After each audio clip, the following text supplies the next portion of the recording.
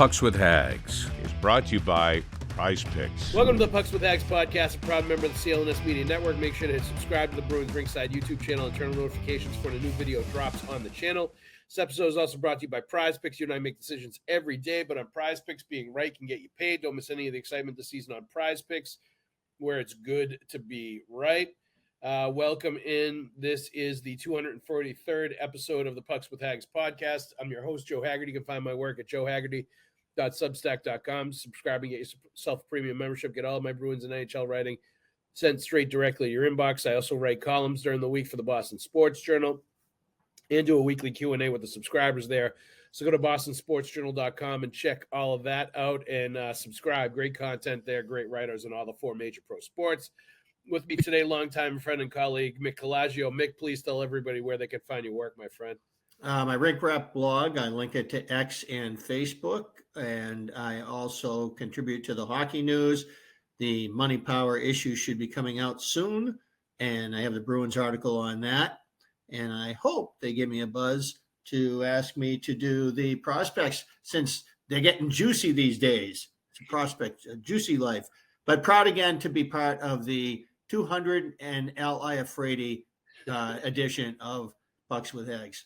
Absolutely, Mick. Glad to have you and Al Iafrate on board. All right, so started to talk about just where the Bruins were and sort of where they are right now. And here we are, Mick, at Thanksgiving. Thanksgiving is tomorrow. They're still in a playoff spot, in a wild card spot. Things have kind of evened off as far as not being streaky anymore.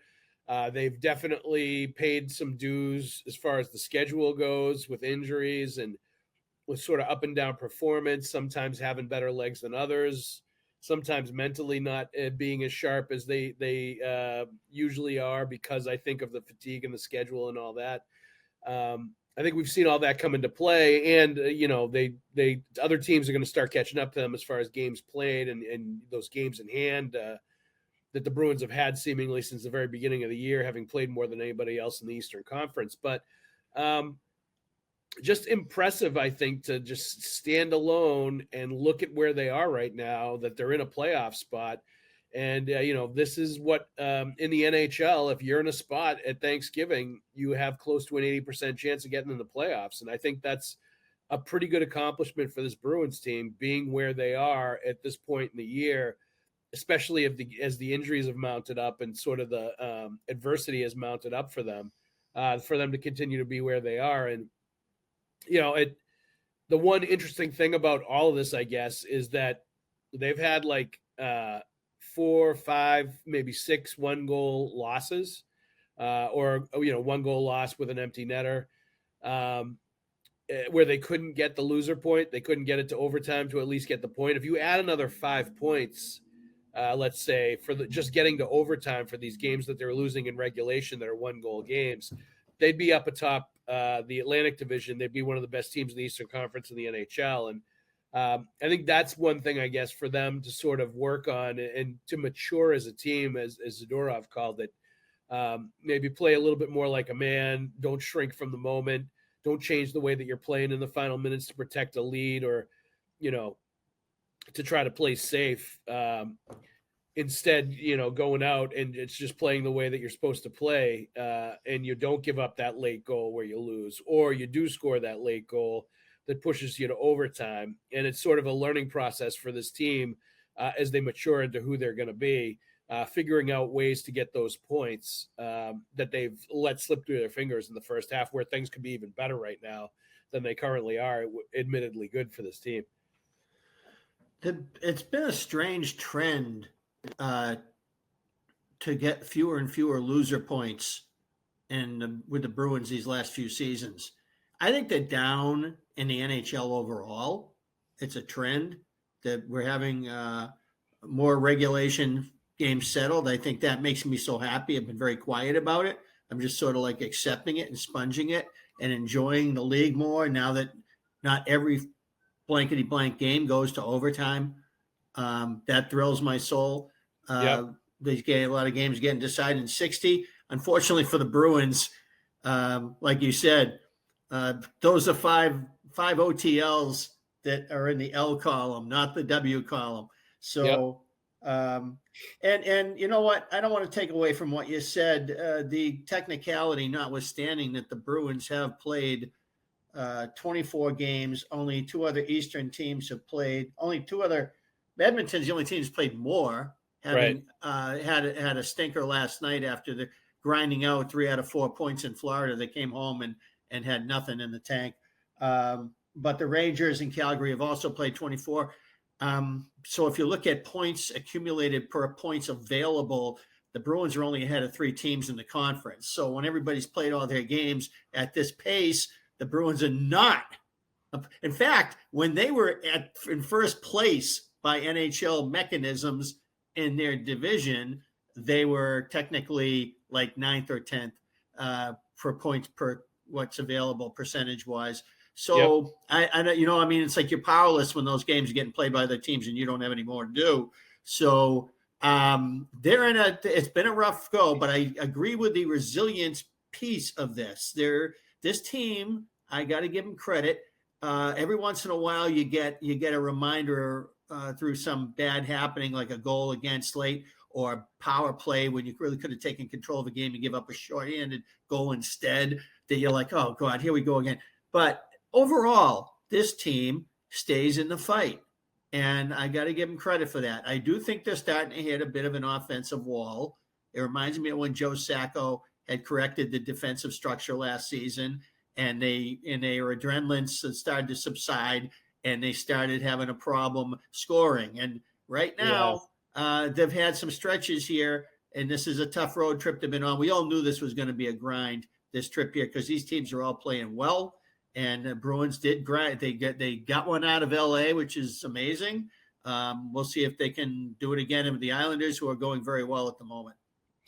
Yeah, I mean, I don't see it hitting a wall, honestly, because they're missing top 6 forwards and they're missing a top 2 defenseman. So, they just don't have the talent to replace those guys offensively. And I think that's more what's happening right now than anything else, from my opinion.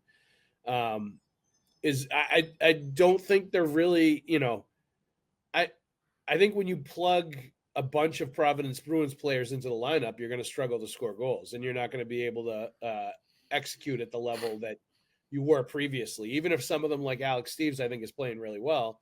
And it wouldn't surprise me if he ends up staying with the team when everybody gets healthy. I think that's something that, could definitely happen based on the way that he's played. But still, when you start, as much as Arvidsson and Middlestat and those kind of guys have flaws to their game or things that don't necessarily make them, top drawer, top 6 kind of players, they still have more offensive skill and talent than the guys that are, filling in for them. And I don't they remind me of? They remind me of the early 90s when Andy Brickley was on that line with Vladimir Ruziska and Ken Hodge the younger. They had this quirky, odd chemistry, the way they played together, that was very difficult for opponents to defend. So you're absolutely right. They had hit a sweet spot in their ability to supplement and support the offense with secondary scoring. And that obviously has gone away with those players going out of the lineup. So that has been an unfortunate turn for the Bruins that has made this a real challenge of late, staying in games as far as, giving the goalies run support. Yeah, and it turns into a lot of pressure on Pastrnak and Geekie in those, in particular, to produce and to every single night sort of carry the offense. It's kind of what we thought we were going to see, honestly, at the start of the year. And I think it's now a byproduct of like the injuries and some of the stuff that's happened. It's turned into that. But I think it's a temporary thing, once those players return. It will be interesting to see how much they struggle offensively without McAvoy for a significant period of time. And I guess that's, a logical place to go here, Mick, is, what they've looked like without McAvoy. I'll give Zadorov a lot of credit. I think he's stepped up and he's played really, really well. And he's been part of the reason they've been able to keep the ship afloat, is how well that he's played. And Lindholm obviously has been solid. I think they've paired Jokiharju with Lindholm the last few games, and I think he's looked better since he started skating with Hampus. I thought he was pretty good in the last game. It seems like they found a way to at least get him out of his struggles. But I think, with Aspero, with Loheri, I think there's going to be issues, obviously, when those guys are playing for bigger minutes over an extended period of time. And you're going to start to see some of that stuff crop up. The one issue, I guess, the biggest issue to tackle, to look at, and we'll save it for actually the next segment after done with this, but your just thoughts on McAvoy being out now. It's Emily Kaplan from ESPN mentioned the Olympics. He's going to be back okay for the Olympics, she said, I think, which I'm sure is coming from his people, his agent, whoever. But that leaves a pretty wide window as to how much time he could miss before potentially coming back at the beginning of February or sometime in January to get ready for the Olympics. And that's a long period of time that the Bruins are going to have to figure it out without him if he misses something like that. Andrew Peak has been a horse. Yeah, and, he's been good. I mean, that right side has suffered tremendously, and it seems like they've got some combination of a Jokiharju solution here where he can move back into a featured pairing and be a good player in the system. Up until these last few games, that had not been the case. He was pretty much a disaster in the man-to-man. And not just the coverage aspect, but the whole culture of the man-to-man game is that the defensemen go and make plays. Jokiharju is terrific positionally, but he's out of his comfort zone when he has to hit somebody, close on somebody, take a puck away, contain a forward in front, make the risky play up the ice rather than the one where you trade it back and forth. So it seems with Hampus Lindholm, maybe for now, that's going to be how they survive. Because if you look around the league, and I started to dabble with this,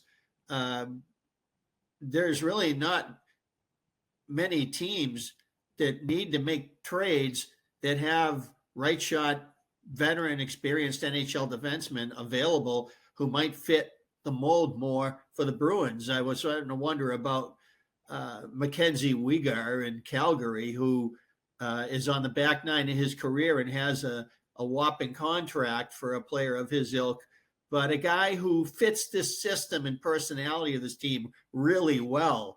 And you wonder if it has that been on the Bruins' radar at all to start trying to figure out that, hey, Jokiharju made sense when we were playing a certain way last year, and we needed to take back salary and do a deal here.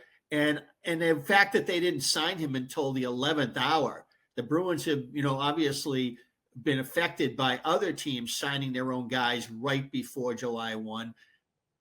Jokiharju was a guy the Bruins didn't sign until right before July 1. And I'm convinced it's because they were waiting on Dante Fabro, who re-upped with Columbus after Waddell acquired him at the deadline. So they don't have what they need on the right side. They don't have the depth coming up from Providence unless they think enough of this kid playing, who's sort of a tweener playing for Providence right now, Soderstrom. Unless they think enough of him. Excuse me. Thank you very much. I'm just looking at that situation as like the new problem spot on the Bruins. For it had been that second line earlier on until Zacha went to the middle, and that it was in miraculous effects to that decision. And Jokiharju's sort of been the elephant in the kitchen on the back end here. But now he's starting to play out of his comfort zone better. And Hampus Lindholm, thank God he's healthy, because the Bruins would be in dire straits if he wasn't, because it'd be affecting both sides of the ice. No, absolutely. And it was a little bit of a warning sign, I think, that they had to rely on Hampus Lindholm that much. Coming off the injury last year, and that they were going to obviously have to lean on him with McAvoy out. But I think he's shown that he's, fully able handle the workload right now and handle the responsibility. And he's going to be a key player in their fates and their future and how they do this year, based on the way he's been able to step up and be the player that he was before he had the kneecap issue last season. So full credit to him. I think you're absolutely right about Andrew Peeke. He's been very solid, especially in the penalty kill. Their penalty kill has been outstanding. And amazing to me how good they've been at killing off 5-on-3 situations. And incredible. Peeke and Zadorov will be out there, or Peeke and somebody else, and they'll have like Kostelic or Fraser Minton or Tanner Jeannot or whoever it is. But they've been like really, really good at that. And it's been noticeable how excellent they've been at killing off 5-on-3s when usually it's almost an automatic, especially against a skilled team, that they're going to get at least one on you, especially if they have a 5-on-3 for an extended period of time. But I think all of that kind of plays into a topic of discussion, which is their penalty situation. Leading the NHL in minor penalties, leading the NHL in penalties called on them, leading second in the NHL in penalty minutes. They have a -16 penalty differential, which is in terms of penalties drawn versus penalties called on them. So they've had 16 more penalties called on them than they've drawn. It's been an issue. It was an issue against San Jose. It was an issue, I think, against Anaheim. It's been an issue against a lot of teams where there's a lopsided number of penalties getting called on them versus the other team. And I guess, we should dissect a little bit why this is happening to the Bruins. This was an issue last year under Jim Montgomery. This has been an issue for the last few years. And how much of it is a discipline issue? How much of it is a talent issue? How much of it is a few of those different things combined, and how much better they can get at staying out of the box. Because they obviously have a really good penalty kill, but what Marco Sturm was talking about the other day, and this was a very true statement, is the way they use the penalty kill now, they're not going to, for a long time, the Bruins would put some of their best players out on the penalty kill as well as the power play, and they were playing all situations. And it almost felt like you were kind of burning out guys like Brad Marchand and Patrice Bergeron, playing them in all those situations and putting them on the penalty kill. They've started putting guys out on the PK, more of the bottom six type guys. And it's really worked as far as the penalty kill being online and being really good. But what it does do is it keeps Morgan Geekie, David Pastrnak, your top players off the ice for long periods of time, and they kind of fall out of the rhythm of the game. And it's really problematic from that point of view when it turns into a penalty fest and you can't get your best players on the ice. So, it's a double-edged sword with that and with, just getting scored on when you're allowing so many power plays. It happened, the game-winning goal, Max Celebrini the other night in San Jose was a power play goal that they allowed to happen at a key point in the game. So your thoughts, Mick, I guess, on the penalty situation and where the Bruins are right now with that. Well, the thing that went off in my head is I think the officials pick on Zadorov. That's number one. So I went right down to the Bruins stats, and I see that Zadorov in 24 games has 46 penalty minutes. That's almost a minor a game because it's not like the guy's fighting every night, which is good. I'm glad he's not fighting every night. You don't want your defenseman serving 5. You don't want your top 3 defensemen especially, or your top 4, serving 5-minute majors on a regular basis. You don't want that. So the Zadorov goes for more minor scrapes. Zadorov finds himself in the box a lot, especially early in games. I find that the league, let's remember this is the first 25-game segment of the season we're in, when the officials tend to do most of their nitpicky officiating where it concerns stick fouls, hooking, holding, trippings. Most of this tends to go away in the middle part of the season. You get a little bit of a renewed push and then a renewed push at the beginning of the playoffs, and then it really goes away. So, but we're in a heavily penalized segment of the season here, and the Bruins' fourth line gets picked on. If you look at Corrali's penalty minutes, even Zacha, because Zacha is such a high effort player, second effort, third effort, fourth effort in checking situations, Zacha commits a lot of tripping penalties. And these things are a result of his effort and where the league is with officiating in the early portion of the season. I don't know if there's a remedy for the Zadorov end of this, because he's a bit of a bull in a china shop, and his increments of pull back and rein in are not really great. So the Bruins need the game to be officiated a certain way in order to avoid these pitfalls. The fourth line, maybe that'll subside as we get into the meat of the season. Yeah, I think the biggest concern I have, and this was the case, I think it was against San Jose the other night, like 4 of the first 5 penalties were tripping calls. And that kind of tells me that there are certain situations where the Bruins aren't moving their feet enough and they're trying to stick check rather than skate with the other team. And part of it may also be that they're just not as fast as the other team and they're relegated to tripping because they can't keep up with the other team's skill and skating level. And I think it could be a little bit of both. And certainly against a team like San Jose, it could be a little bit of both. But I think that's the one thing I look at rather than looking at individual players, because I agree with you. I think Zadorov, he's not going to change his style of play, nor should he. He's going to get penalties. Like, that's just going to happen.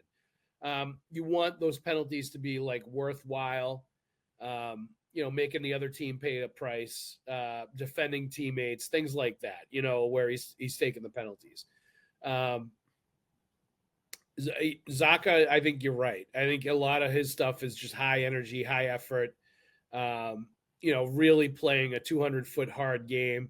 It's sort of the, if you never get a penalty, you're not trying hard enough sort of philosophy. I think that's him, definitely, to a T. But I think in general, when you look at some of the penalties that they're taking, it does feel like some of it may be because they are not quite as talented as some of the teams that they're playing and they're chasing a bit. And that's when it turns into the hooking, the tripping, those kinds of penalties. And I think you need to figure out a way to avoid those. You need to cut back on those kind of penalties. I thought it was very noticeable against San Jose that they just weren't moving their feet enough. And I don't think they had their best legs in that game. Third game on a West Coast trip. It's been a really busy first couple months of the season. I think there was an element to that, to what was going on in that game. But they've got to figure out a way to avoid those kinds of calls. Those are the ones that I think are really hurting them in the long run. And those are the ones that are ending up in the back of their net in power play situations and just wearing out their penalty killers and keeping their power play guys off the ice. So I think it's a large issue, and it's one of the bigger issues that's cropped up here in the first couple of months for a team that, for my money, has been a pleasant surprise. Now, getting back to what you were saying before, so are you saying that you don't see the Bruins as being in a playoff spot right now because of the point percentage thing? Is that kind of what you were saying before? Well, that's the reality of the math. If a team has, and these, first of all, I'm not alarmed by any of this, because the Eastern Conference right now is so stacked. It's incredibly tight right now. Yep. A good week or a bad week can be the difference between the penthouse and the outhouse. So I'm not hung up on where are they on Thanksgiving and what's the real read on this. I'm more concerned with the picture of the team and the snapshot of how they're surviving these injuries. And it's a rough slog right now. But you're right. When they get their second liners back, they're going to be better. When they get McAvoy back, they're going to be way better because they really have very little on the side of right shot depth. But unless Jokiharju really can sustain his uptick here, that would be a huge part of that. So there's definitely concerns with the team is the way they are. But you know what? I'm looking at it and saying, are they really a playoff team? But are they not either? Because it's such a jumbled up mess right now that when the Bruins are healthy, if they get healthy, then I think that they're nibbling on the inside of that bubble, not the outside. But right now, which means they are what we thought they were. But right now, the games that other teams have in hand, and the point percentage that are accumulated. When those games get played, the Bruins are not in the playoffs in all likelihood. Well, I mean, you can't really give a team credit for points they haven't earned. So I don't go that direction. When Well, I'm you can't if they're playing each other. I, There's a lot of games. Yeah, but I don't. They're not all just playing each other. They're playing all. There's still a lot of games to be played. So you can't really like you could look at it that way towards the end of the season when there's only a limited amount of games left in the schedule. But like I'm not going to do that. I'm not going to do that in Thanksgiving time. Well, the only reason I'm looking at it that way now is because their percentage is only ahead of 3 teams in the conference. Yeah, only 3. I know because that's that. So I'm just saying I can't look at it and say it's. I'm thrilled for the Bruins that they've found traction in Sturm's system. Yep. And that they're playing to an identity. Yep. And that they hung in there and got a win in LA despite the situation that they found themselves. I thought there was a chance they could roll a 7 on this trip. Not quitting, but just not enough against teams that are going well. So for them to pull out the game in against the Kings, that's pretty huge as far as I'm concerned. We'll see what they can do tonight on the island with the Islanders going so well. This has been a rough patch. So what happens when they get home and the Rangers are finally playing some hockey? So this is tough times right now. But they gotta see what they got and what they're made of here. And it's hard because they're kind of beat up and they haven't been getting any favors from the officials. They tend to get the first penalty. Every road game's become the Montreal Forum. Well, the problem becomes they're getting a reputation now of a team that takes a lot of penalties. Like that when everybody pays attention to the standings and the trends and what teams are doing as far as statistics go. And if you're leading by, they have more than 20 more minor penalties called on them than the second place team in the NHL. Like they have a 20 plus lead as far as minor penalties are called from the second place team in the NHL. So like they're not going to get the benefit of the doubt based on the way that they've played, the way the games have been called, the way things are stacking up after the first couple of months of the season. And that was part of the problem too, is they're just not going to, they're going to be on the bad side of it now. Cause it's been that much of a trend for the first 2 months of the season. It's pretty like impossible to ignore. But like, and like I mentioned to you before, like I'm one of those people when I look at the standings, I'm not going to penalize a team because of the schedule where they've played more games than anybody else. And I'm not going to give teams credit for points that they've not earned on the schedule. So that's definitely not going to happen. All right, let's take a break for a sec, though, because we've got to talk about Prizepicks. Prizepicks is the largest daily fantasy sports platform in North America and the easiest and most exciting way to play daily fantasy sports. Join over 10 million users and get started today. Instead of battling thousands of other players that could be pros or sharks, you simply pick more or less than on 2 to 6 player stat projections, and you watch the winnings roll right in. It's fun and it's super simple. Prizepicks also offers injury reboots. If one of your players leaves the game in the first half and doesn't return, Prizepicks won't count it as a loss. You can now win up to 2,000 times your money on Prizepicks. They also offer Venmo, MasterCard, and Apple Pay for quick and easy deposits into your account this sports season. Our picks for this week are Morgan Geekie, more than 3.5 shots on net. Matt Coronado from Harvard, more than 0.5 shots. And David Pasternak, more than 20 minutes of time on ice. Download the Prizepicks app today and use the code CLNS to get $50 in lineups after you play your first $5 lineup. That's code CLNS to get $50 in lineups after you play your first $5 lineup. Prizepicks, where it's good to be right. I also want to let you know, you're listening to the Pucks with Haggs podcast on the CLNS network. We ask that you subscribe to the podcast, like and leave a review. And for those watching the show on CLNS and enjoying all this hockey talk, go ahead and hit that like button and subscribe to the Bruins Ringside YouTube channel where you can find our show and a lot of other great Bruins content with fellow Bruins talkers like Conor Ryan and Evan Marinofski. There's also the CLNS Media Network, Celtics plus Celtics All Access on CLNS, the NBA History Channel, Patriots Press Pass, and Bruins Ringside YouTube channels as well. Also, please make sure to turn on your notifications so you know the instant a new Pucks with Haggs podcast video drops on the interwebs. All right.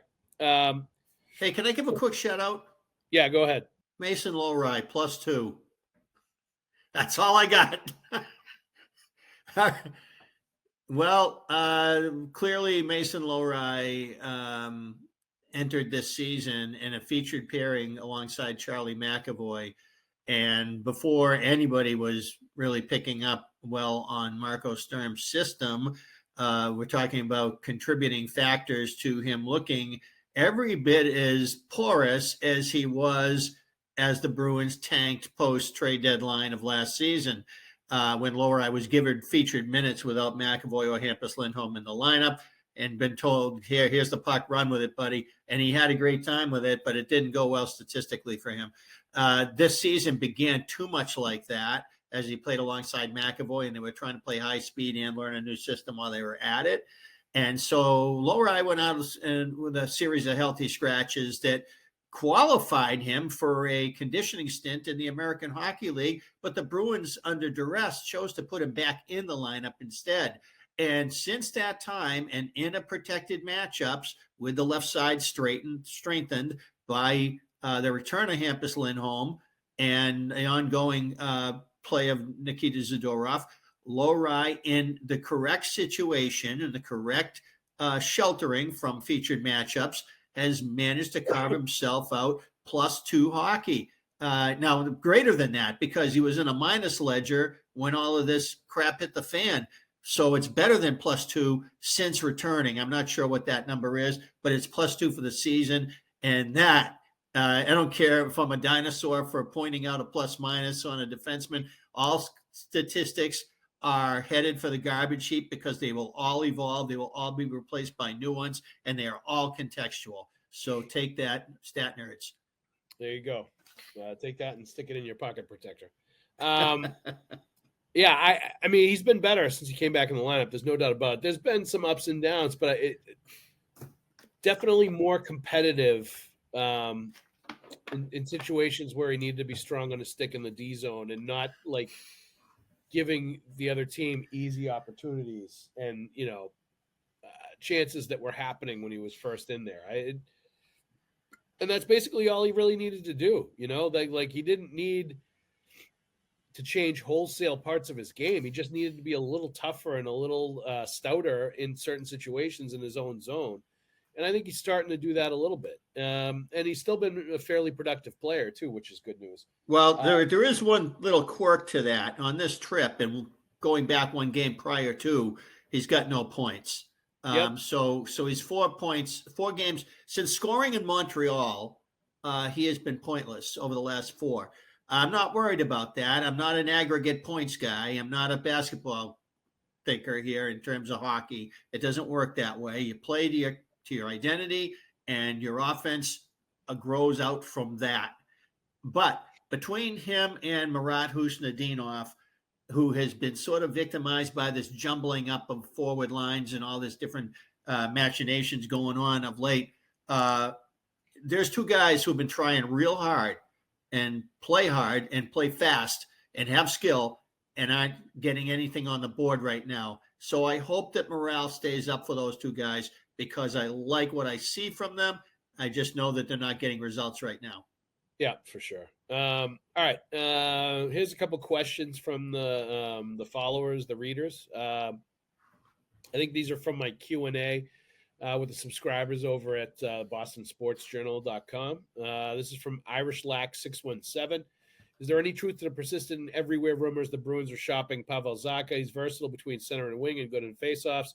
Also a true top 6 forward, change of scenery, or does he want out? What would Sweens want in return? I don't think he wants out by any means. I don't think his teammates want him to be out either. I almost feel like, Mick, there was an element of early in the season, some of this being out there as this is what's going to happen if we don't turn it around this year and start playing better and, buying into the system and playing better defense and hustling on the back check and like playing like a team. I almost felt like part of the reason this came out was this is what's going to happen if we continue to, tank like we did last year and continue to not play well. More of this is going to happen this year. And there was sort of a admission of that when they were in the midst of that 6-game losing streak or not playing well, that if they continued to lose games that they should have won and they continued to, sink in the standings, that trades of guys like that were going to become a reality. If this was happening at the trade deadline and they were losing those 6 games in a row and it looked bleak, then you're talking about those possibilities. It would be nuts for the Bruins to trade Pavel Zacha. He has sort of been their salvation up front in terms of fixing that second line. Similarly to what Coach Jim Montgomery did early on last season when the Bruins were in big trouble, and before he got fired, he moved Pavel Zacha to the middle in order to desperately seek Zacha's high effort 200-foot commitment and ongoing team concept play into more of the game to get him to affect more of the ice and lift his teammates. This is what Zacha does. Zacha is cursed without great hands. He doesn't have great finishing hands. If this guy could finish, he'd be a superstar because he's 6'4", he skates like the wind, and he tries like hell, and he's 100% about the team. He wants to play center. So I think the days of seeing Zacha migrate to the wing are over. He wants to be a centerman, and if he has a piece in this, that's going to be the driving force. The Bruins gave him a great apprenticeship in the dream season when he got to sit and watch Patrice Bergeron for 1/3 of the game, play with David Krejci for 1/3 of the game, and recover for 1/3 of the game. That was a great season-long apprenticeship, and I feel like Zach has taken it to heart, and he's been a really good player for this team. He's I just think everybody wants to see the Bruins move him because there's an appetite, this furious appetite. I remember it as a younger person, as a younger hockey fan, where you want all your ducks in a row. You don't want any flux. You want to make sure everybody is situated in their permanent spot. You want to do it by the end of November. And you want to know this is your team, just like the 1970s. That's your 3 lines. That's your team. And it doesn't work that way in the modern game. You need flux in the modern game. You need guys with reps to show that they can play in different situations because of the grind of the regular season is so hard these days. So I don't think any of this has ever come from the Bruins, and I don't think any of it ever will come from the Bruins unless they're in that spot that they were in last trade deadline again, and then it would have to knock their socks off. Yeah, most definitely. I think the talks with the Vancouver Canucks were interesting. And I think that when that was being discussed, I almost felt like you're talking about a trade of Zacha for a veteran player in a similar situation with Vancouver. And that's kind of what it would be centered on is those two kind of players.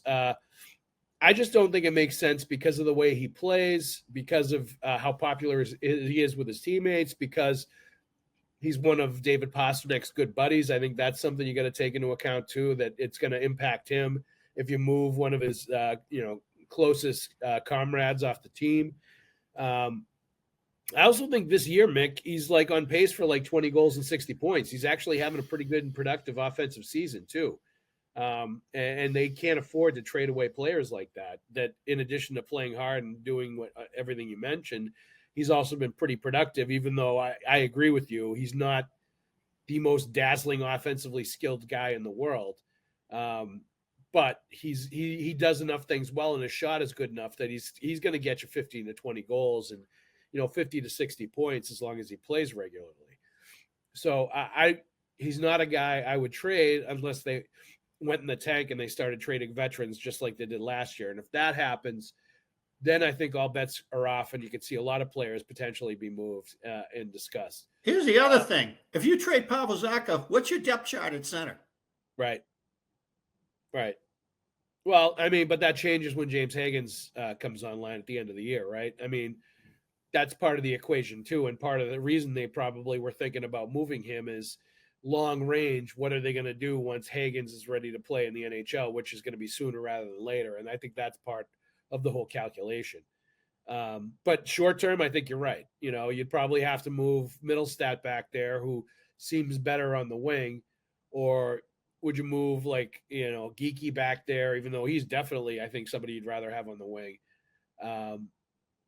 and there's a few other options as far as younger guys go, but I don't think there's a perfect option that you're looking at. You're either elevating somebody from a bottom six spot that's better on the bottom six, moving somebody from wing that's played better at wing, or putting a young guy in there that's not quite ready for it. Either way, it's not a good solution. That's a tough spot for a team that wants to make the playoffs, to subtract something so significant from their team that has been a solution for them for 2-3 seasons running now. It's so counterintuitive to what the Bruins want to be this year to make that kind of a move. What would they get out of it that would be so special that they would do this? I can't imagine. I don't see it. It's not on my radar. But I will say this. If Elias Lindholm, newly back in the lineup, goes back to his old line and they produce and he settles in and he's a good two-way player for them, and these were never supposed to be ifs, so that continues to dog the Bruins. So with him coming back in, and then he's got to settle in. Now, somebody knocks your socks off, you can think about it, but without that, you can't. Yep. This is from J.R. McCumber. Would Zadorov make sense as a captain rather than not having one and trying to eventually mold one of the star players into the role? Feels like he's usually the one standing up for teammates, calling people out, etc., in the right way. Your thoughts on Zadorov as the captain? No, I think that David Pastrnak is the de facto captain of this hockey team. I felt that last year after Marchand left. I felt that Pastrnak represented, at least to the media, standing in the locker room during the postgame scrums, good night, bad night. David Pastrnak was so congenial, and he backed it up on the ice with his decisions, his willingness to not just throwing down with Matthew Tkachuk when that happened, but just his overall climb on my back, I'm your leader kind of play on the ice, and making the Bruins his team. Not in a selfish way, but in a team way. He's elevated so many players on this team. They believe in this guy. And to me, if it wasn't for having so many new players and a new coach, then he would have been appointed captain. But because the new mixture, similarly to what Harry Sinder did with Johnny Busick when the Bruins did the blockbuster with the Blackhawks in '67, bringing in Phil Esposito and Ken Hodge and Freddie Stanfield from Chicago, and putting in place their trajectory toward the Stanley Cup twice. This team going through cataclysmic changes. I can see them taking a breath, sitting back, and doing what they're doing. It's good to have a leader without a letter. Charlie Coyle was that player for this team for several years, and so, Zadorov has leadership qualities and he's not shy about them. I think that's fantastic for the Bruins, and I don't think he needs the letter and I don't think putting a C on him helps them right now. I think putting the C on Pasta would be the right thing, but I think that that this is something that you've started out this way. You can't change your mind at this point. They've announced it as 3 A's for the season, and that's the way they're going to go. Yeah, I don't think there's any reason to change it for this season, for sure. I don't think there's any benefit to it, to be honest with you. I don't think that's going to change the way anybody leads or the voice that anybody has within the locker room. So it wouldn't make sense from that perspective. I can understand wanting Zadorov or thinking Zadorov would be a guy that could be a good candidate for the C, just based on they're talking about the way he plays, the intimidating way that he plays the game, the way he protects his teammates, the attitude that he brings on a daily basis, the way he challenges and keeps people accountable and isn't afraid to call out himself and everybody else if things aren't going right. I think those are all important things. But I do think that if it were to come down to one player being the captain of this team, I think it would be Pastrnak. I think you're right. And I think if it becomes a situation where he wants the captaincy, where he's ready for it, I think he should be the guy based on the way that he plays and based on the way the team sort of follows his lead. Now, it's interesting to note that and Marco Sturm said this, that like he's a different kind of leader than Chara, Bergeron, Marchand, the guys in the past. Definitely more of an Ovechkin flair to his leadership and being a captain than any of those guys, which is a different kind of leader altogether. And that probably leaves room for other leaders to step up and be just as vocal, that have a different sort of personality and a different approach than he does. And Zadorov is certainly one of those guys. It's also very telling for me, Mick, that with McAvoy out of the lineup, they have given an A to Zadorov, and he is wearing a letter right now. And that tells me that they value his leadership. They value the way that he's played, the way that he stepped up this year. And I think in his second year with the Bruins has become very much more sort of comfortable in his surroundings with being exactly who he is. And that includes challenging teammates. That includes like not pulling any punches when he's talking about the team and what he sees as the problem. And, you know, and also from what I can gather, being a very positive guy on the bench too, and encouraging in all of his teammates, and not just a guy that's like, you know, calling people out, but more like lifting guys up and encouraging them. And I think that's a huge part of leadership too. And that's a big part of being one of those guys is keeping the vibe on the bench good and keeping the morale on the bench positive and good and upbeat and supporting guys that are in there. And I think that's something that I've been told that he does, and he does really well. So like, there's a lot of different areas where I think he passes the leadership test and where he does a really good job. And you do want to reward a guy like that at some point with giving him a letter. It's just not going to happen this year on a permanent basis. Yeah. I agree with you 100%. And I also think that if he was wearing a letter on a regular basis, he might get fewer penalties just because there'd be more respect from the officials. And maybe. I don't think there's a guy in that room who wouldn't want to put the C on his sweater if they thought they could cut his penalty minutes in half just because of the respect they get from the officials. Yeah. So in that regard, it might be a good tactical move for the Bruins to elevate him in those tangible ways. But in general, I'm on board with what you're saying here. Last one's from Jed I. I'm not complaining, but what has Geekie done to be such an offensive threat that he wasn't doing in Seattle? Does this success give you any additional faith in the GM? Someone I still have no faith in. Well, you have no faith in him. That's fine. But like, I will continue to say, and I've said for a long time, Don Sweeney and the Bruins front office, one of their greatest strengths is identifying guys like Morgan Geekie in other organizations, bringing them on, giving them a role, and watching them really like turn into much better players and turn into players that have a positive impact with the Bruins. Now, Geekie's on a whole different level, having turned into a 30-goal scorer and like an all-star level player and what he is right now, and certainly a bargain for the contract that they signed him to. And what I would say as far as Geekie goes, why he's scoring more here, he's shooting the puck more. He has more confidence. He's developed a swagger where he understands that he can beat goalies straight on and have a good look at his shot. He can still beat them with the shot, which there's not many players that can do that in the NHL. If a goalie sees it coming, sees where it's coming from, is not totally screened, and can still get beaten because your release and your shot is so good. Morgan Geekie is one of those guys. And this year he's averaging 2.5 shots a game. I don't think he'd ever in his career average as much as 2 shots per game. So he's shooting the puck a lot more. His teammates are setting him up. He's looking for his shot. And it's playing out with the amount of goals that he's scoring and being up with the league leaders in goals. But a lot of that for me comes back to confidence and really figuring out last year that he can be one of the best scorers in the NHL and really truly believing it this year. You know, Pasternak saying at the beginning of the year that he thinks he can be a 50-goal scorer. I think there's belief in that room, both from him and from his teammates, that he can be that kind of guy. And it's you're seeing it now translate in the success that he's had. When he joined the top line after the trade deadline last year with Elias Lindholm and David Pasternak, it unlocked his offense, not only because David Pasternak is such a great line driver and setup man, as well as making his own shot, and the deception involved with deciding how that's going to play out.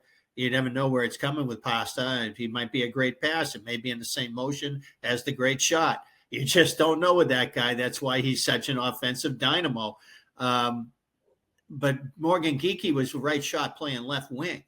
And this is not the case for all players. Cam Neely, Guy Lafleur, there's some great right shots who played right wing. And whether it was speed, some combination of speed and power, Kenny Hodge scored 50 goals for the Bruins in 73, 74, playing the right wing with a right shot on the Esposito-Cashman line. But Morgan Geekie is one of those guys who quirkily likes everything from either the left side where stick is inside, like power play, or middle. And so he's a little like Michael Ryder was. Almost all the goals he scored were from the middle of the rink to the left of the rink, even though it was right shot.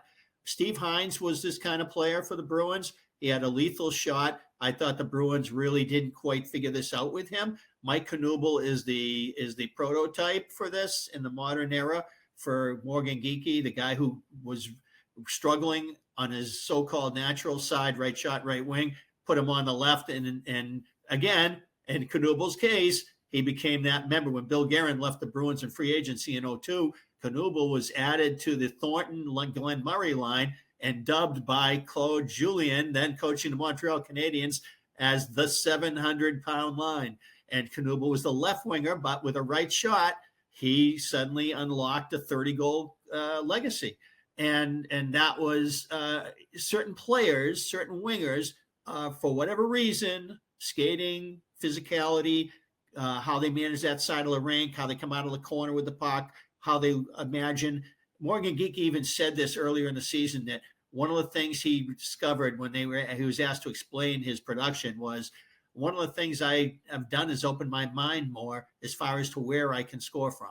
And I think that's part of this for him. He wasn't locked in his table hockey lane anymore. He was on the other side, and with the natural tendencies to cut to the middle, he was in a variety of places, but stick inside almost always when he scores. So I think that the Bruins, in the times that they've played him on right wing, even if he has produced, it was because he found his way to a different piece of the ice.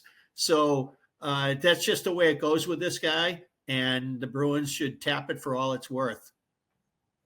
Absolutely. It's a great story. You know, it's always enjoyable to see guys like that really flourish and, you know, discover what and who they can be as players at the NHL level at the highest level. So, you know, congrats to him. It's a testament to him, and it's a testament to the Bruins putting him in a place where he could flourish and show exactly what he could do. All right, Mick, thank you very much for joining us today. I appreciate it. Everybody else out there, thank you very much for listening. As always, we are brought to you by Prizepicks. Who doesn't love Prizepicks? You and I make decisions every day, but on Prizepicks, being right can get you paid. Don't miss any of the excitement this season on Prizepicks, where it's good to be right. You've been listening to this episode of the Pucks with Haggs podcast, a proud member of the CLNS Media Network. Make sure to hit subscribe to the Bruins Ringside YouTube channel and turn on notifications for when a new video drops on the channel. Mick, thank you very much for joining us. Always fun, Joe. Thanks for having me. Absolutely. Everybody else out there, thank you for listening. And I want to wish you, Mick Colageo, and everybody else out there a happy Thanksgiving. Enjoy Turkey Day. Enjoy the beers. Enjoy the turkey. Enjoy the football. Enjoy everything that is part of Thanksgiving. It's a great holiday. No gift giving, nothing but sitting around eating good food and having some laughs with your family. So happy Thanksgiving, everybody. And I hope I know I certainly do have a lot to be thankful for this Thanksgiving season. So everybody else out there, thank you for listening. We'll see you at the rink.